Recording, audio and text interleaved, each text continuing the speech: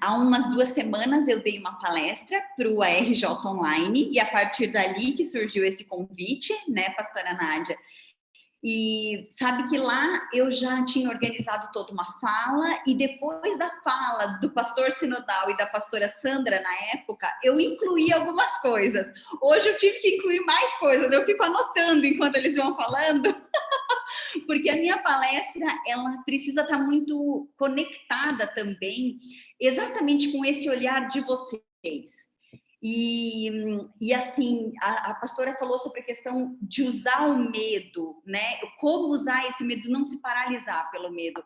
Eu acho que talvez o título da palestra hoje deveria ser, então, assim, ó, usando o medo a nosso favor, né? E não só do você tem medo de quê, a gente vai falar disso, mas eu quero que vocês olhem muito para isso. A gente vai falar o tempo inteiro sobre como é que a gente pode usar essa emoção a nosso favor, tá? E a nosso favor, inclusive, enquanto comunidade, enquanto sociedade, tá? Não só uma questão individual. Então, quem sou eu, né? Eu sou Márcia Saar, eu sou psicóloga formada pela Federal de Santa Catarina há 15 anos. Eu sou filha de catequistas, ambos trabalharam muitos anos na igreja evangélica, né? De confissão luterana no Brasil.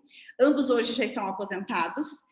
E especialmente da minha mãe, eu queria falar um pouquinho, porque assim, é uma delícia estar aqui com vocês, porque eu cresci nesse mundo de culto infantil, nesse mundo de, não só no culto infantil, mas de educação cristã, né? Por ela ser catequista, ela se formou na Este, depois ela veio trabalhar em comunidades, ela sempre trabalhou como orientadora de culto infantil, coordenadora das orientadoras de culto infantil, então eu cresci indo para culto infantil, participando de semana de criatividade, meu Deus, eu li aqueles amigos da criança, agenda da criança, a minha mãe guardou para os meus filhos, as agendinhas que ela escrevia textos. Então, assim, é um imenso prazer estar aqui com vocês, porque eu sei da importância que vocês têm na vida de alguém. Vocês, enquanto orientadoras, vocês têm a importante função de olhar de um modo encantado, de um modo doce, de um modo cuidadoso para a infância. Com a minha mãe, muito mais do que só minha mãe, como a minha mãe educadora de culto infantil, eu aprendi a amar a infância. E eu aprendi a amar gente. E eu digo isso até hoje, eu amo gente, eu amo estar com pessoas. E eu tenho certeza que isso também vem desse movimento de ensinar desde muito pequenininhas essas crianças, né? Mas ensinar de uma maneira muito respeitosa, empática, focando num olhar muito gentil e amoroso sobre a infância, tá? Então, é um imenso prazer estar aqui com vocês. E a ideia é, sim, falar do medo e de como usar essa emoção, esse medo, a nosso favor e superando o que poderia ser prejudicial, né? Então, para isso, a gente vai falar muito de alegria e muito de amor. E alegria e amor são características básicas de infância, né? Eu fiquei pensando em como adaptar essa palestra, né, para esse universo de vocês, e assim, eu vou fazer o tempo inteiro links com a infância, né, porque é um pouco do que vocês vivenciam na prática, e a ideia é também trazer reflexões que vocês possam usar para a prática de vocês, mas também é porque todos nós já fomos crianças um dia, né, e aí para a gente também olhar para essa criança que também era cheia de medos, e muitos daqueles nossos medos da infância, medos infantis, a gente ainda tem e a gente ainda carrega, né? Então, para começar, eu queria conversar com vocês sobre esse momento que a gente está vivendo. A ideia de falar sobre o medo hoje, medo enquanto emoção básica humana, veio por conta do momento que a gente está vivendo de pandemia. Eu desconheço um momento na história recente da humanidade em que a gente tenha passado por uma crise global. É uma catástrofe planetária, né? E nesse sentido, o contexto em que a gente está vivendo aqui, em Marechal Cândido Rondon, no oeste do Paraná, ou na China, ou na Alemanha, ou na Inglaterra, é muito parecido. Vocês percebem como a gente tem passado por uma situação e por medos que são comuns à humanidade toda. De alguma forma, a gente se desconectou um pouco do todo. Né? A gente às vezes olha muito para o nosso mundo, para a nossa visão, para as nossas necessidades, e a gente esquece que a gente faz parte de um mundo, que a gente faz parte de algo que é muito maior do que o que eu vivo. E às vezes a gente até perde um pouco a noção disso quando a gente descuida, por exemplo, de coisas da natureza, né? Ou quando a gente não cuida do nosso ecossistema. E eu acho que esse vírus, eu acho que essa pandemia nos fez olhar para isso. Olhar para o quanto estamos conectados enquanto comunidade mundial. Olhar para o quanto somos vulneráveis. E aí entra uma questão que traz muito medo. A pandemia nos tirou várias certezas, né? Os nossos planos precisaram ser podados ou adiados. A nossa rotina precisou ser transformada. O que a gente tinha de facilidade, de comodismo, né? A gente precisou rever também. A gente começou a usar muito mais a tecnologia, e isso para algumas pessoas é muito simples, mas para outras é muito penoso. Ela nos isolou. E o isolamento, o distanciamento social para uma espécie que é social, como o ser humano ele é muito difícil. O isolamento, no sentido de se manter distante de quem você ama, distante de quem você gosta de estar junto, ele nos traz uma dor muito grande. Mas é exatamente como foi dito antes de começar a palestra, é necessário. É um momento em que o distanciamento ele vem inclusive para a preservação de cada um de nós, para a vida, para nos mantermos bem e nos mantermos com saúde. Mas isso, sem sombra de dúvida, para uma espécie que é a espécie Homo sapiens, que somos nós, que é agregadora, que vive em grupo, que vive em bando, que precisa do social, isso é muito difícil. Então, imaginem para as crianças o quanto isso é difícil. Se para nós, adultos, já é difícil. A criança, ela, especialmente a partir de 4 aninhos, ela tem uma necessidade de interação. Porque no começo da vida, tudo bem eu interagir aqui no meu núcleo familiar, elas inclusive gostam mesmo de brincar sozinhas ou com uma pessoa, e daí elas escolhem a pessoa para brincar, né? E só querem brincar com aquela pessoa naquele momento. Mas com o passar do tempo, essa socialização também é importante. E aí, a gente tirou dessas crianças e das nossas crianças, que são as crianças que vocês vão trabalhar, a gente tirou a brincadeira na praça, a gente tirou o correr na rua, o ir na casa do amiguinho. Então, vocês entendem o quanto isso é difícil e o quanto a gente está passando por momentos de muitas dores, né? E muitas vezes os nossos medos, e a resistência em aceitar algumas coisas, tem a ver com essas dores que a gente sente. Mas aí, de novo, a gente precisa pensar que fazemos parte de um todo e que a minha decisão de como eu vou lidar com esse isolamento vai interferir no resto. Não é só por mim, não é só pela minha família, também é pela família do vizinho, também é pela família lá do outro continente que de alguma forma fica afetada. E aí a gente vive num mundo hoje, mesmo antes da pandemia, em que os relacionamentos são fluidos, né? Tem a modernidade líquida, né? Como o Bauerman fala, né? Um sociólogo. Sem dúvida, a gente hoje entende que as coisas são mais descartáveis. E isso é uma pena, porque a ideia de termos algo firme, a ideia de termos algo consistente nos é tão tranquilizadora. É tão gostoso saber que eu tenho para onde correr se eu precisar, que eu tenho um porto seguro se eu precisar. Isso me traz tanta segurança. E segurança é tão importante para eu enfrentar meus medos. E às vezes a gente vê relacionamentos fluidos, pessoas que não batalham, às vezes, para manter essa base, essa raiz. E isso faz falta, né? A longo prazo a gente vai sentir falta disso. E as mudanças nesse mundo moderno são tão aceleradas, que o nosso corpo não dá conta de se adaptar para elas. A nossa capacidade de adaptação é aqui. E as mudanças que têm acontecido estão aqui. Então, assim, é muito difícil. E entre o que eu consigo fazer e o que é exigido de mim, existe o que a gente chama que é o nosso estresse. É o nosso nível de estresse. Que é exatamente isso. O quão eu entendo que eu dou conta de enfrentar tudo e de resolver tudo, ou o quanto eu não consigo mais e eu não dou conta. E aí, isso determina se o meu estresse vai ser um estresse tóxico, um estresse crônico, que consequentemente pode levar até o adoecimento. Então, vocês entendem o quanto isso é grave?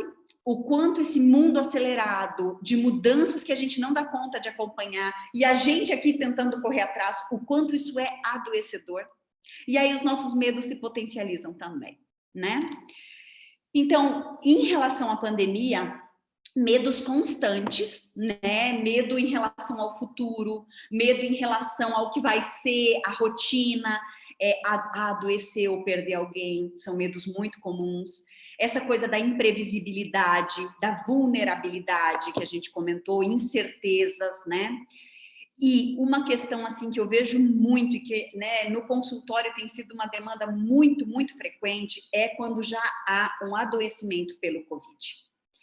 Quando alguém adoece pelo Covid, os medos se intensificam e assim, não é só a pessoa que sente medo, é a rede inteira dela.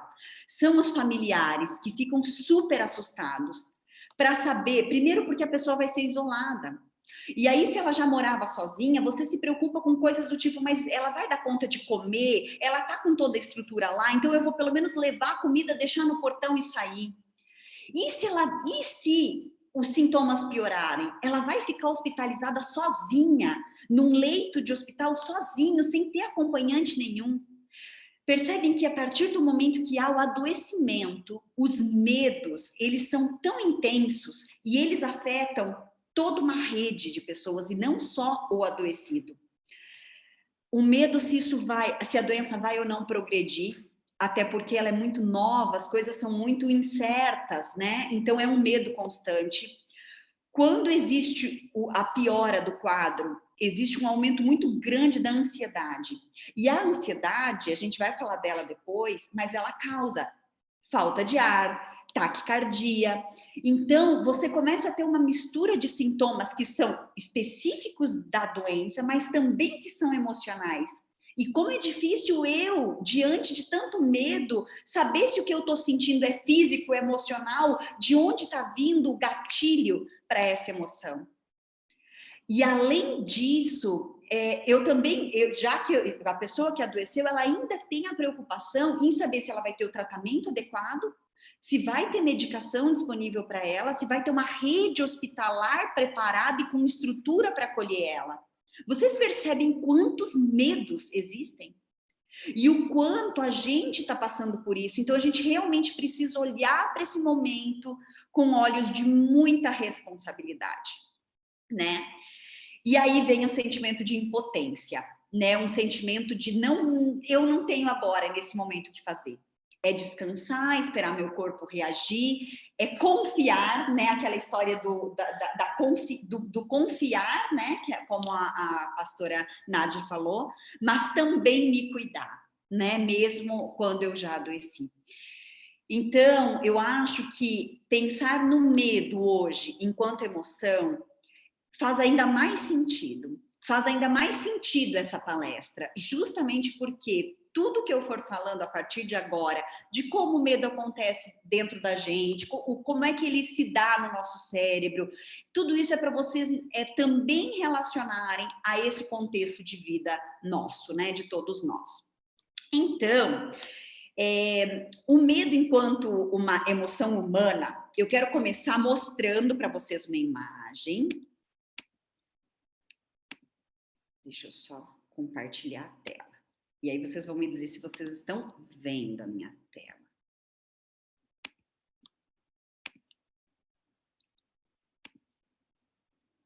Deixa eu ver. Vocês conseguem ver? Sim, sim. Ótimo, ótimo. Deixa eu ver se eu consigo ampliar ela. Então, aqui nós temos o sistema límbico, tá? Eu acho que eu não estou conseguindo ampliar. Mas vocês conseguem ver bem esse... vou aumentar. Assim vocês conseguiram ver um pouco maior, né? Ótimo. Esse aqui é o cérebro humano. O que acontece? O cérebro humano, ao longo da evolução, ele foi de um tamanho menor para um tamanho maior. O que evoluiu no cérebro humano foi a parte externa. Então, é como se ele tivesse evoluído de dentro para fora. Por que eu explico isso? Porque o sistema límbico é o nosso cérebro emocional. E o sistema límbico, ele fica bem na parte central do nosso cérebro, lá no meio. Ele é a parte mais primitiva do nosso cérebro. Tanto que animais também têm emoções básicas. Então, é como aqui a gente vê o sistema límbico e aqui a parte de fora, ó, todo essa massa cinzenta aqui se chama córtex e neocórtex, que se desenvolveu ao longo do tempo. Esse é o nosso cérebro pensante, a nossa parte racional. Aqui, nessa outra imagem, eu vou ampliar um pouco.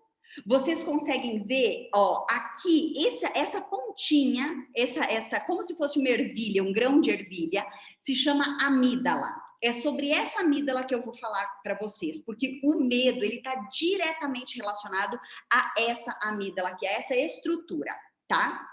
Então, imaginem o seguinte, imaginem que o cérebro de vocês, eu vou mostrar na palma da minha mão, porque é uma forma bem didática de explicar o cérebro humano. Deixa eu parar o compartilhamento. Pronto, agora vocês conseguem me ver sem o compartilhamento? Sim, ótimo. Então, eu quero falar para vocês sobre essa questão do nosso cérebro.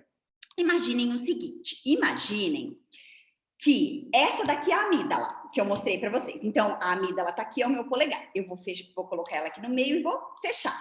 Aqui, eu formei o cérebro humano. Tá vendo o que parece? Ó, a parte de cima do córtex, lá no meio tá a amígdala, ok? O que acontece quando, por exemplo, eu tô aqui conversando com vocês e, de repente, eu começo a sentir um cheiro de queimado. Eu começo a sentir um cheiro de queimado, e alguém passa gritando aqui atrás e falando, fogo! Na hora, a minha amígdala, praticamente, didaticamente, ela faz isso aqui, ó. Pá! É como se ela desconectasse da minha parte que pensa, da minha parte racional, e ela comandasse as minhas reações a partir de agora. Por quê? Porque nesse momento, ou eu tenho que lutar, ou eu tenho que fugir. Eu não posso ficar aqui conversando com vocês dizendo, pessoal, a gente vai precisar interromper a palestra agora, porque eu tô achando que pegou fogo em algum lugar. Eu preciso... Não, o meu cérebro vai dizer assim, corre, vê o que tá acontecendo e se protege. O meu cérebro, ele quer me proteger, né? Então é isso, eu preciso agir. E nesse momento, eu não penso mais, eu não vou agir de forma racional, porque eu não consigo. Sabe o que acontece num cérebro de criança quando ela faz birra? Já viram criança gritando no mercado, deitada no chão, batendo mãozinha, batendo pezinho? Já viu criança que você fala assim, ó, vamos escovar o dente? Ela olha para você e grita e fala, eu não quero, né?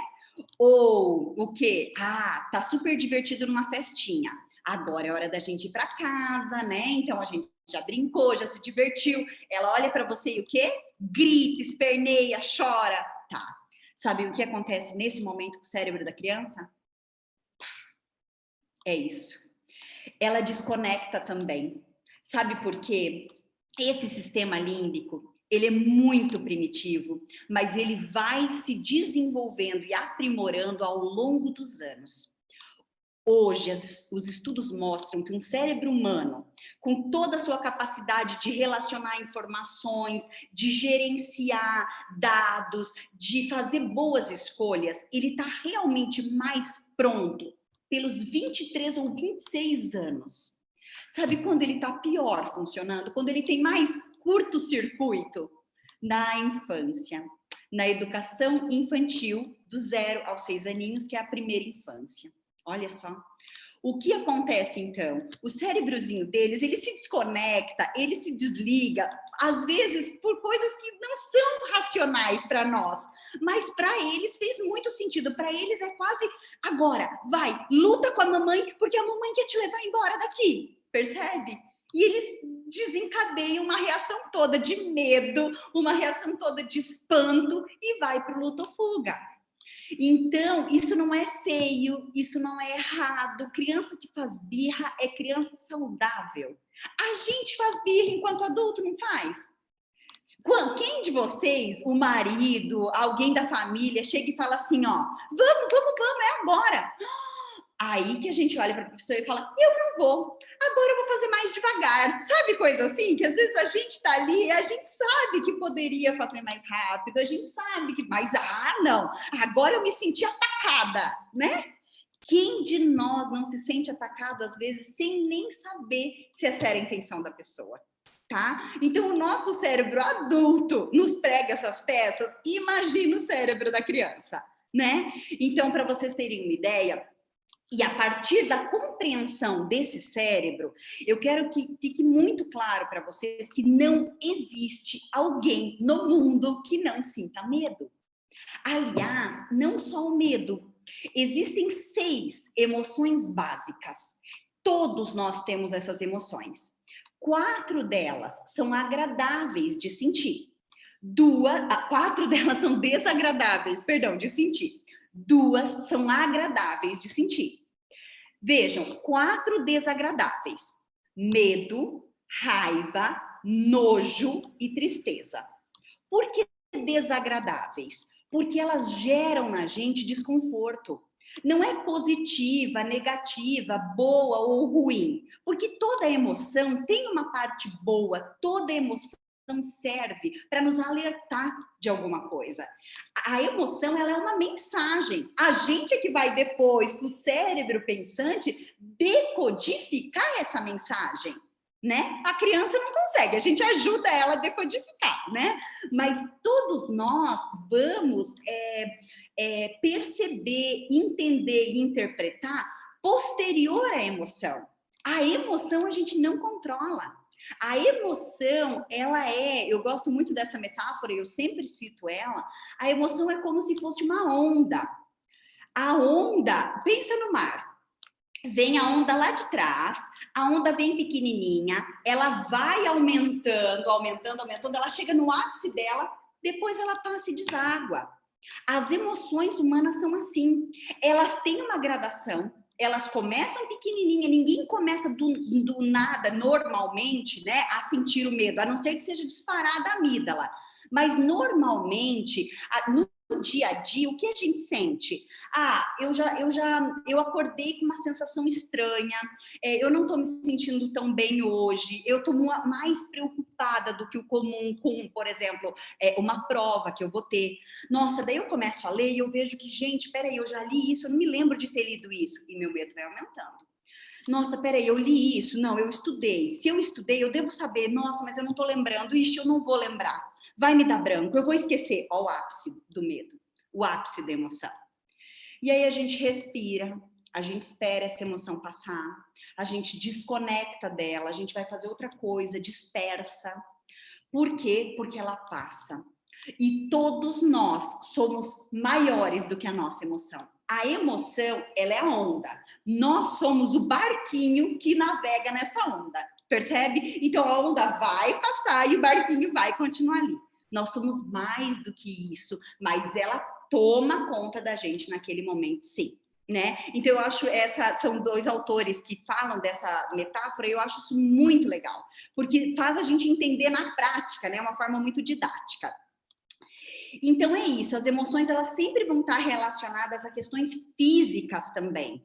Vocês percebem que quando a gente sente medo, o coração acelera, as mãos ficam mais suadas, a gente sente, às vezes, tremor, às vezes a perna começa a tremer. Então, a emoção ela está sempre relacionada a reações físicas. A tristeza, ela nos faz ter um embotamento emocional, né? Aquela coisa do desânimo, sabe? De você não, você se sente às vezes até o ombro cai, você se sente mais apático, né? Às vezes pode ter alguma disfunção gástrica. Então, ela sempre tem também um correlato físico, porque o nosso mental e o nosso físico são uma coisa só, né? Estão sempre interligados. E aí, a gente também tem que pensar nas emoções. Eu falei das 4 desagradáveis, mas eu não falei das 2 agradáveis, né? Então essas 4 são desagradáveis, mas todas elas têm uma função para a nossa sobrevivência. Todas elas foram necessárias para a nossa sobrevivência, inclusive o nojo. Pensem que se a gente não sentisse nojo das coisas, a gente comeria, por exemplo, pão embolorado. E lá atrás não era um pão que era embolorado, poderia ser, sei lá, um bicho peçonhento, uma planta, alguma coisa estragada e a gente poderia morrer. Então o nojo também é protetivo. A tristeza faz a gente pensar, avaliar melhor as situações, ela faz a gente dar aquela parada, refletida, né? O medo faz a gente agir ou se proteger. Então todas elas, e a raiva te impulsiona para ação, né? Então todas elas têm um porquê. E as 2 emoções agradáveis de sentir, elas são só 2, mas elas têm um poder sobre as outras que assim elas se sobrepõem quando a gente vai manejando elas. O medo e a alegria são as 2 emoções básicas que todos nós temos e que é tão presente na infância e que é tão importante desenvolver nas crianças. Tem uma psicóloga que eu gosto demais, que é a Márcia Tozin, e ela fala assim, tem um post dela, um texto que ela escreveu que diz assim, ó, esqueça todas as teorias e faça sua criança sorrir. É muito isso.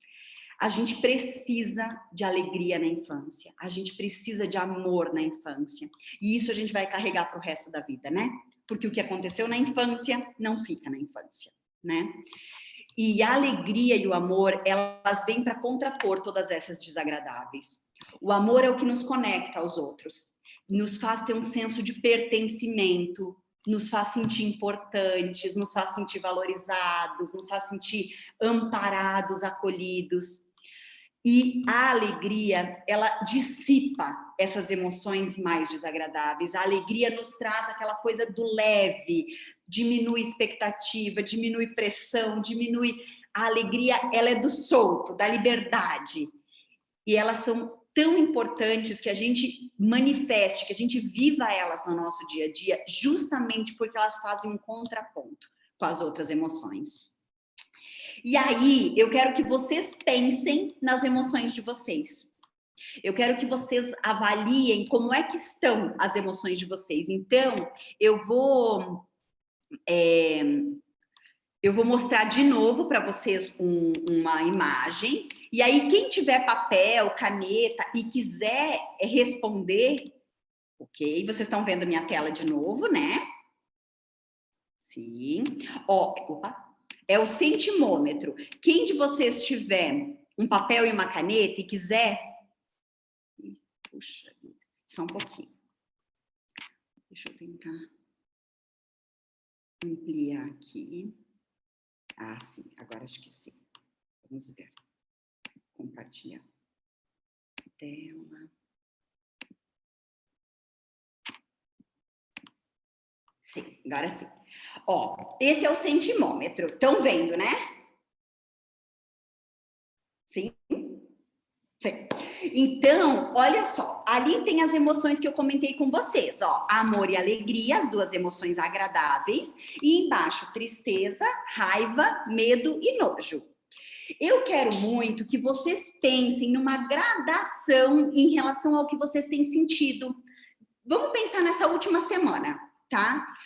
De 1 a 5, considerando o 1 muito fraco e o 5 muito forte, vocês vão dar uma nota de 1 a 5 para como estava a emoção amor de vocês essa semana. Depois, como estava a emoção alegria? De novo, de 1 a 5. Então, o 3 é o meio termo, né? Pode ser mais perto do muito fraco ou mais perto do muito forte.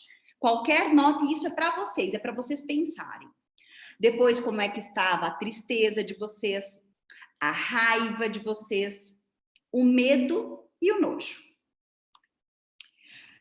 Vejam isso.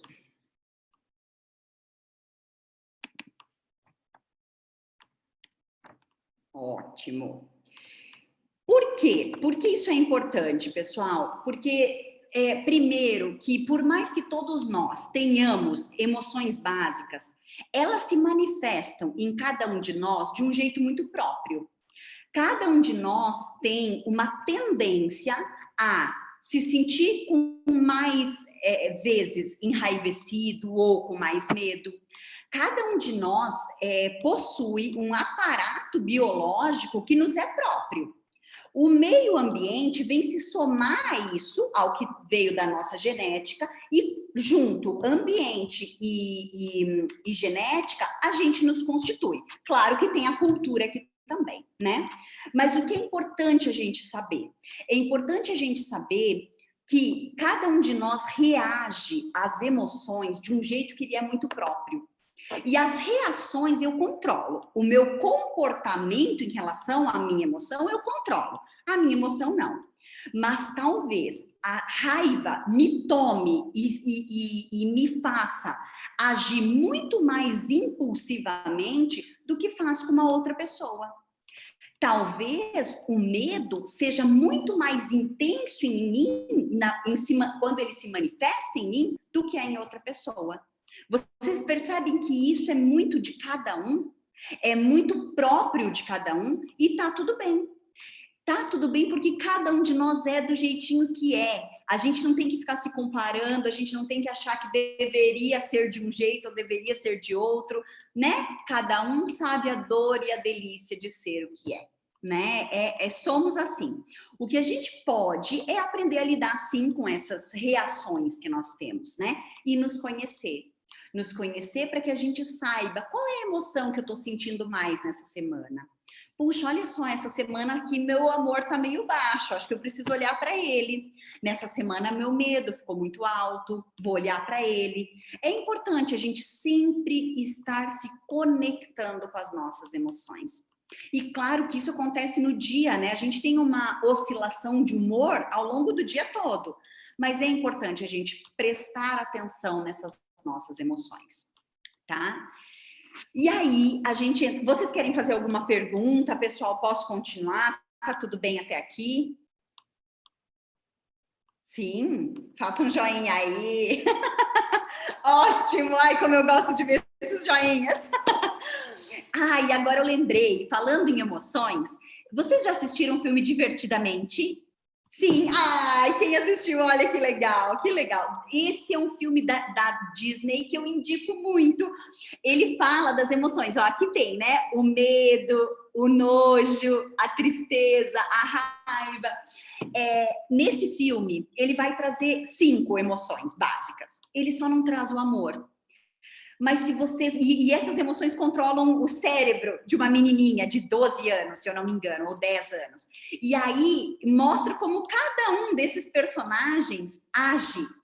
E aí, o quanto a alegria sempre tenta ser ela. Não, sou eu que tenho que estar no controle. E aí a tristeza, qual é a função da tristeza? O filme fala lindamente da importância que a tristeza tem na nossa vida. E por mais que ele não coloque na sala de comando o amor, vocês vão perceber que ao longo do filme inteiro, o que essa menina tem com a família é um amor gigantesco. Então é muito lindo, eu indico muito esse filme, se chama Divertidamente, tanto para vocês trabalharem com as crianças de vocês, quanto para vocês pensarem nas emoções de vocês. É um filme lindíssimo, vale muito a pena. E fala dessas emoções básicas. Então, a gente vai falar sobre medo. O medo é uma reação normal, natural.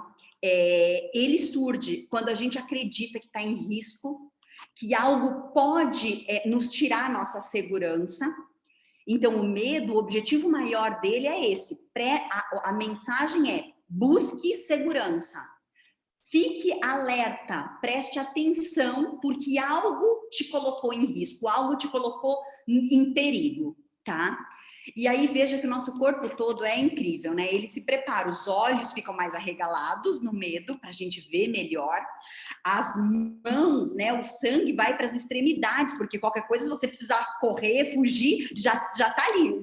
Se você tinha comido alguma coisa, a parte sanguínea sai né, do teu estômago e vai para as extremidades. Você tem que estar preparado para lutar ou para correr. E a adrenalina é liberada, né? E a adrenalina, diante de uma situação de medo, ela nos faz agir mais rápido, pensar mais rápido, a memória melhora.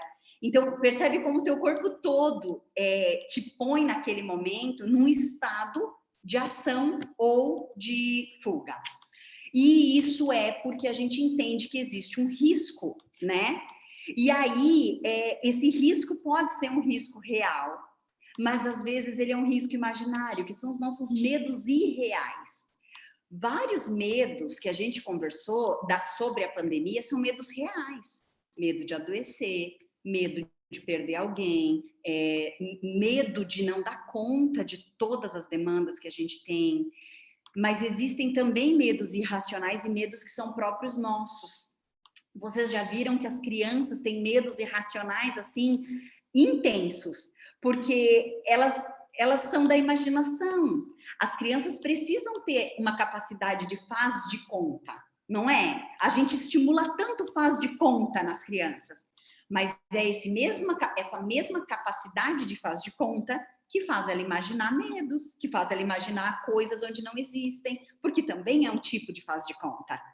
Então, o cérebrozinho da criança, ele ainda tem medos que são muito irracionais. E aí vocês precisam estar atentos a isso, porque às vezes a criança te diz assim, ó, ai, olha ali, aquele patinho, eu tô com medo dele. E a gente diz, ai, que bobagem, é só um patinho. A gente não sabe o que a criança está imaginando. Para ela, aquilo é um medo gigantesco. Então, o que a gente faz? A gente tira o patinho de perto dela, a gente diz, ai, vamos levar esse patinho para lá, a gente distrai a criança. A gente não fica colocando ela em frente para enfrentar o medinho dela. Não nesse momento, porque não tem porquê, né? Ela precisa de segurança. Ela precisa se sentir mais segura naquele momento. E aí, em relação aos medos que a gente tem, além da questão de que cada um reage do seu jeito, com o seu aparato, também tem uma questão de interpretação. Como é que eu interpreto uma situação de medo? Eu vou de novo colocar para vocês compartilhar minha tela. E eu vou mostrar uma figura para vocês. Pronto. Vocês estão vendo ali, né? A figura. Conseguem ver, certo? Deixa eu ver. Isso aqui está na frente. Aqui, vamos ver. Ó, o que temos, né? Conseguem ver a imagem, certo? Sim. Nessa imagem nós temos, vou tentar ampliar um pouco. Ó, nós temos um cachorro dormindo, tá parado, inerte. E nós temos dois meninos chegando perto desse cachorro. Temos um menino que chegou perto e pensou assim, ai, que legal, se esse cachorro acordar, eu vou brincar com ele. E temos um outro menino que chegou perto do cachorro, que estava dormindo, olhou e pensou, meu Deus, se esse cachorro acordar, ele corre atrás de mim e tenta me pegar. A situação é a mesma. O agente estressor ou o fato causador do medo é o mesmo, é um cachorro. O cachorro está parado, ele não está agindo. O que mudou da figura deste menino para o outro menino? E aí, o que mudou? A interpretação, percebem? O que cada um pensou? Faz sentido para vocês? Um olhou e pensou o quê? perigo, sai correndo. O outro olhou e pensou o quê? Cachorrinho amigo, que delícia, quero brincar com você. É a nossa interpretação. E a interpretação que eles deram vem da história de vida de cada um, vem do nível de medo que cada um tem. Se um já tem cachorrinho em casa, ou se um nunca nem viu aquele negócio ali deitado, o que é isso? Que bicho é esse? Entende? Então, é um somatório de coisas que fez um dos meninos ter medo e o outro menino achar que era divertido e querer brincar, por exemplo, com o cachorro. Fica claro que o nosso pensamento, ele é fundamental, né, em relação aos nossos medos. E aí, a pergunta, que é o tema dessa nossa palestra, é: você tem medo de quê? E aí eu queria saber de vocês, do que é que vocês têm medo? Quem quiser abrir o microfone e falar, ou quem quiser escrever ali no chat. Eu queria saber um pouquinho de vocês, do que é que vocês têm medo?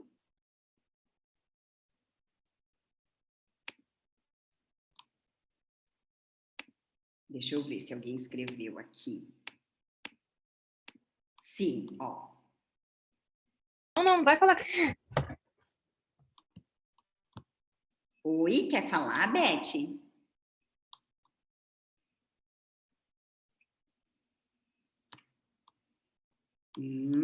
Deixa eu ver se alguém escreveu aqui. Eu não quero falar, quem quer falar é o Heitor. Não quero falar. Não. Heitor, diga do que você tem medo, Heitor. Eu ia falar que a mãe tem medo da lagartixa, mas ela tem nojo.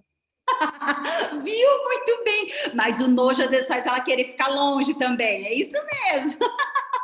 Muito bem, lagartixa. Então eu vou falar alguns medos, já que o pessoal tá mais tímido. Eu vou falar alguns medos e vocês vão fazer assim, quem sente medo disso ou quem não sente medo disso, tá bom? Faz assim para mim, que daí sou eu que tô vendo e o pessoal, né? Quem tem medo de cobra? Deixa eu ver quantos. Faz assim quem tem medo de pato. Bom. Quem tem medo de aranha? Aham.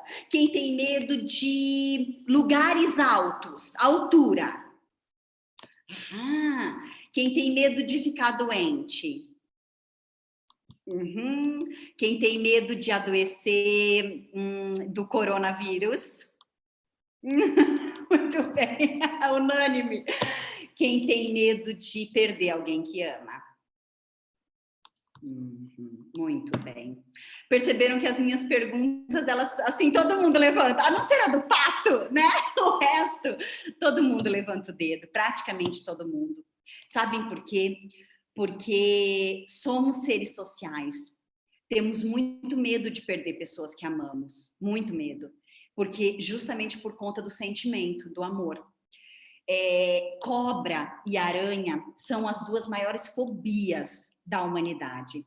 Cobra e aranha foram dois bichos peçonhentos que já foram responsáveis pela morte de muitos humanos. Então, a imensa maioria tem medo, esses são os dois maiores medos da humanidade, cobra e aranha.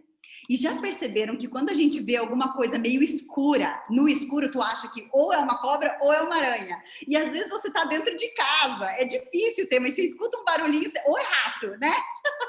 Mas a gente tende a achar que é algum animal, algum bicho, entende? Porque é isso. O corpo vai se colocar num sistema de alerta, tá? E como a gente sente isso para a defesa, então sentir medo de bichos peçonhentos é muito comum. Essa questão de ficar doente e de adoecer tem sido um medo muito constante, justamente pelo momento que a gente está vivendo. Também tem a ver com a nossa sobrevivência, mas nesse momento, especialmente, tanto que quando eu perguntei do coronavírus, quem tem medo de adoecer de Covid, é impressionante o quanto a gente está com medo, sim, né? E aí, a pastora Nádia falou uma coisa que eu achei muito importante no começo, que foi dos extremos. A pastora falou assim, que se por um lado temos as pessoas que negam, né, a situação, por outro temos pessoas que paralisaram, e aí também não agem, né, estão muito adoecidas, algumas inclusive, pelo medo. Vocês entendem o quanto é importante a gente entender o medo como uma emoção, o medo como gradação, e a gente atuar, sim, de uma maneira responsável, precavida, atenta. O medo, ele é necessário nesse momento, porque um pouco do negacionismo vem da ausência do medo.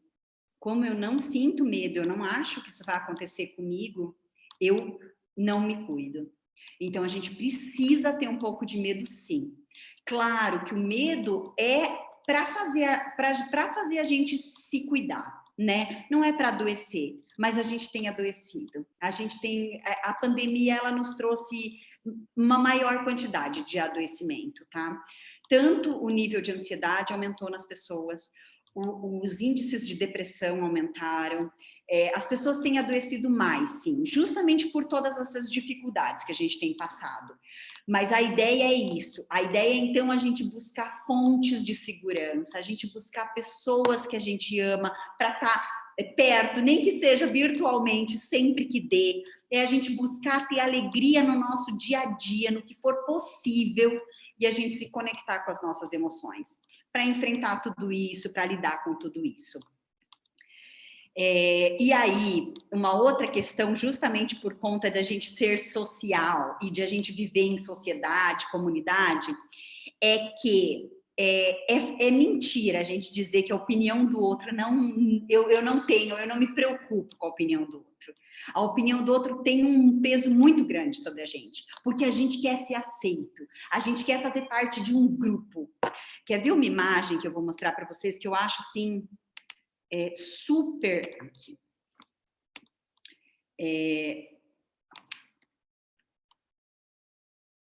Compartilhar. Isso. Deixa eu ver se eu consigo reproduzir. Aqui.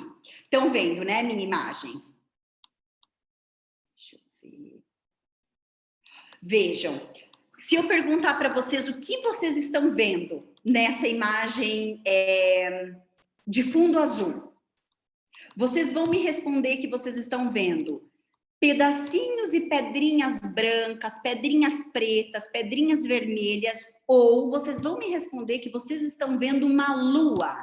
E vocês vão me responder que vocês estão vendo um fundo azul, que parece o céu, com estrelas ali. Percebem? Vocês vão ver o todo. Na outra figura, existem pessoinhas de mão dada, e se eu perguntar para vocês o que vocês veem, raramente alguém vai me responder assim, eu vejo uma menina lilás, um menino vermelho. Vocês vão me dizer, eu vejo uma roda, eu vejo pessoas de mão dada, entendem? E percebem isso? Viram isso que eu falei? Isso, eu vou perguntar para vocês fazerem os joinhas. Por quê? Porque a gente tende a ver o todo. Existe uma área da psicologia que se chama Gestalt, que ela estuda a nossa percepção. E ela estuda exatamente isso, como o cérebro da gente tende a fechar construtos, fechar imagens. E essa ideia de que o todo é maior do que a soma das partes faz todo sentido. Vocês vejam que vocês não viram pedacinhos, vocês viram uma lua. Então, uma das formas de enfrentar o nosso medo, e aí a gente vai entrar no final da palestra, né? Como enfrentar tudo isso, como lidar com tudo isso, é essa sensação que vocês têm aqui de comunidade, de time, como foi dito lá no começo, né? Somos um time, estamos aqui juntos. Sentir que você faz parte de um todo é aconchegante, é acolhedor. É importante a gente se sentir parte de algo que é maior do que nós mesmos. E aí, uma das formas que a gente tem de entender como funcionam as nossas emoções é o que a gente chama de PIM. Perceber, identificar e manejar uma emoção. Perceber a emoção é isso, se dar conta de o que eu estou sentindo agora. Opa, eu tô meio trêmula, eu tô me sentindo inquieta, angustiada, incomodada. Opa, eu percebi isso, identifico no meu corpo e em mim, e aí eu vou manejar. eu vou esperar essa onda passar, e aí eu vou racionalmente tentar entender o que aconteceu, porque eu me senti assim, o que é que eu posso fazer de diferente. Então, esse perceber a nossa emoção, se dar conta dela e ir gerenciando nossos comportamentos em relação a ela é muito importante. E aí foi falado de coragem aqui, e coragem é uma palavra que eu acho lindíssima, que é a junção de duas palavras, cora, de coração, e agem, de agir. Coragem é agir com o nosso coração. É vocês se conectarem com o que vocês têm de mais precioso de vocês. É vocês se conectarem com o que vocês sentem, com o que vocês são, e agir a partir disso. É ter autoconhecimento, sim, mas é principalmente se ouvir, estar atentos às necessidades de vocês. Olhar para os perigos e para as preocupações de uma forma racional, sem superestimar eles ou diminuir nossa capacidade de enfrentamento. Não querer comparar o meu medo com o medo de outra pessoa, porque só eu sei o que eu estou sentindo, só eu posso dizer para o outro o que é que eu estou sentindo. Deixar um pouco de se exigir tanto, de se cobrar tanto, lembra? Trazer leveza, trazer alegria, né? Olhar para essas nossas emoções e aí dividir angústias. Esse olhar de fé, que é a ideia de você acreditar, de você confiar em algo, é muito reconfortante. Ter uma visão de gratidão em relação ao que já temos, em relação ao que somos, e não aquela sensação do que eu ainda deveria ser, do que eu poderia ser, porque é sempre uma falta, né? Mas também já estar satisfeito com o que somos, com como nos construímos. E isso é uma das formas de lidar e de enfrentar o nosso medo de uma forma muito positiva. Procurar ajuda quando sentir que precisa, inclusive ajuda profissional, que em alguns momentos a gente precisa sim. Olhar o passo a passo e saber que a nossa capacidade de enfrentamento, ela é gradativa. E a gente vai gradativamente aprendendo a enfrentar melhor nossos medos. Não exijam das crianças que enfrentem os medos delas como a gente adulto enfrenta. E não exijam de vocês que enfrentem sempre da mesma maneira ou da melhor maneira. A gente vai gradativamente lidando com isso, o nosso corpo vai entendendo e achando um equilíbrio também. Então, é importante que a gente respeite, saiba dos nossos limites, se conheça esses nossos limites, né? E buscar alternativas de segurança. Lembra sempre que o medo está aqui por conta de uma necessidade de segurança. Então, vamos olhar para o que é que precisamos, especialmente nesse momento. Se vocês saírem dessa palestra com a ideia de segurança, eu me sinto muito realizada.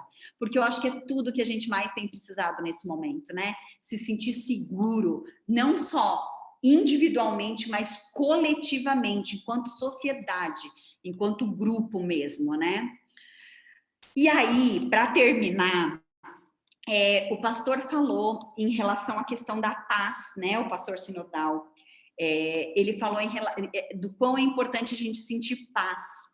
E sabe que eu tinha separado uma mensagem para vocês que a minha mãe escreveu na agenda da criança, a agenda da criança de 2011. Ela escreveu sobre a paz também, pastor. E olha que coisa, não? Estávamos todos conectados hoje. E ela escreveu sobre exatamente essa questão da paz e do compromisso. Como ela também tem esse olhar muito cuidadoso e esse olhar mais religioso também, que daí, né, eu, enquanto psicóloga, hoje vim trazer para vocês a ideia mesmo da visão da ciência da psicologia, né? Mas eu acho que esse texto finaliza, juntando um pouco do que foi dito em relação à questão da esperança e da paz. Então, o texto se chama assim: Paz na criação de Deus, esperança e compromisso. Você sabia que a pomba, o símbolo universal da paz, tinha a função de orientar a direção dos navios? Já na época de Noé, quando aconteceu o dilúvio, a pomba tinha uma função específica para os navios. Eles levavam pombas como prevenção. No caso de se perderem em alto mar, eles soltavam elas e elas naturalmente voavam em direção ao continente. Assim, os navios seguiam na direção em que a pomba voava. Para ter certeza desse caminho, usavam até 3 pombas. Soltavam uma, após um certo período, a outra. Caso elas voassem em direções contrárias, soltava-se uma terceira pomba. E nessa direção o navio seguia. A pomba também é símbolo da paz para pessoas cristãs, pois no batismo, Jesus apareceu à imagem de uma pomba. Assim como a pomba mostrava o rumo, o caminho e a direção para os navios, assim também a palavra de Deus nos mostra o rumo, a direção e o caminho que devemos seguir para termos verdadeira paz. Foi a mensagem da minha mãe, Edla Brinkman, que é catequista. E eu termino dizendo que vocês, enquanto cristãos, enquanto luteranos, têm uma grande vantagem, que é exatamente essa questão da crença, de acreditar em algo, de confiar em algo, de se sentirem amparados, de terem um norte. E isso já traz uma sensação de segurança que acalma muito o coração de cada um. Então, eu acho que é isso. Eu desejo paz a todos vocês, eu desejo paz nas nossas vidas, muito amor e muita empatia, muito altruísmo. Estamos passando por um momento em que a gente precisa se colocar no lugar do outro, em que a gente precisa olhar para esse altruísmo que é tão próprio nosso, de cuidar do outro, de abrir mão de coisas às vezes que são... Essas crianças... mas para que o outro também fique bem. Então, acho que essa é a mensagem que eu queria passar para vocês. Eu deixo o meu abraço, fico aberta a questionamentos, perguntas, né? Espero que tenha fazido sentido também para vocês. E é isso, né? Eu agradeço de novo o convite, né? E me coloco à disposição. Márcia, tem uma pergunta ali no chat e talvez a gente poderia deixar uns minutinhos ainda para quem quiser fazer alguma pergunta, se você tem disposição para responder, Márcia. Sim? E aí depois permaneçam aí que eu quero passar alguns recadinhos, algumas informações bem importantes para vocês, tá bom? Então, Márcia, a primeira pergunta que está ali no chat, tens acesso? Sim, tenho. Você vai continuar gravando ou você quer parar daí a gravação agora, pastora? Obrigada. Sim, vou encerrar aqui, assim que eu descobrir onde. Só para a gente ficar mais à vontade. Às vezes alguém quer fazer alguma pergunta e se sente um pouco... a pergunta, então, aqui do chat é sobre como nós, como pais, orientadores, tios, amigos e leigos, podemos trabalhar